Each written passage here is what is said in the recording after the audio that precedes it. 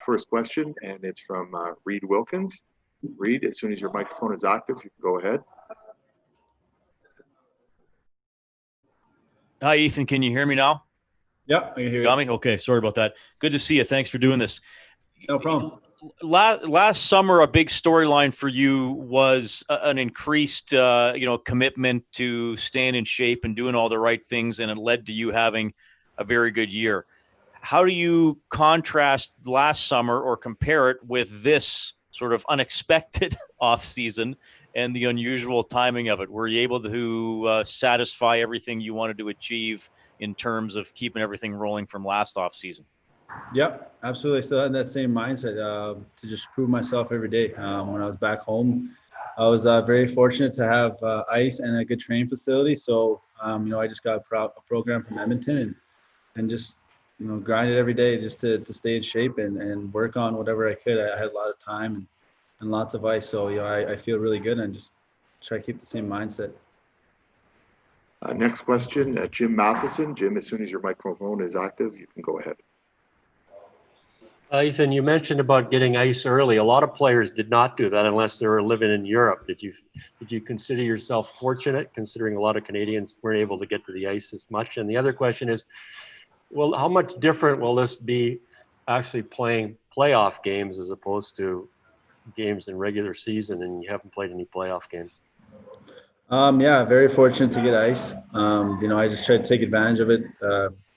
Basically just try to work on something new every day. I got some stuff from our D coach Jimmy and just kind of stay in contact with him. But in terms of playoffs and everything, I've never played a playoff game. So I'm just gonna approach it like every other game. I got my routine and everything. I'll just go with that and just not think about it too much. Just play and have fun. That's the biggest thing for me.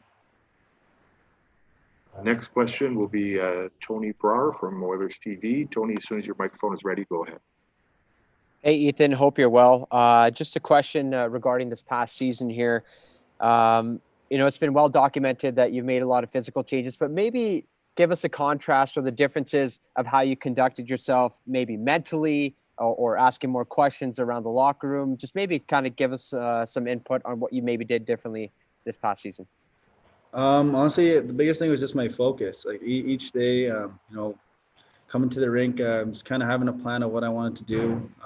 Show up early, and get in the gym, do my proper warm up, and then on the ice, maybe if it's video with Jimmy or everything, just kind of go see him and work on little details that I can improve on, and try to stay consistent was pretty much the biggest thing. It was a long year, and that was the biggest thing, is just try to stay consistent. And I just didn't want to get comfortable at any time. I just knew each day, you got to try to get better, because every day you got to prove yourself in this league. So yeah, that's the biggest thing. Just trying to stay focused each day. When it's pretty easy, because, everyone here is doing the same thing. Everyone's working to get better and to prove themselves and, to keep their spot. And for me, it's fun, because I know I love to play hockey, and to do this with every guy, it's an honor. Next question from Derek.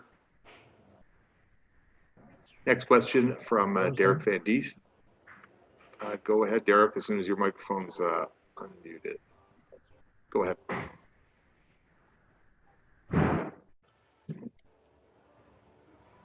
Okay, sorry. Hey, Ethan, how you doing?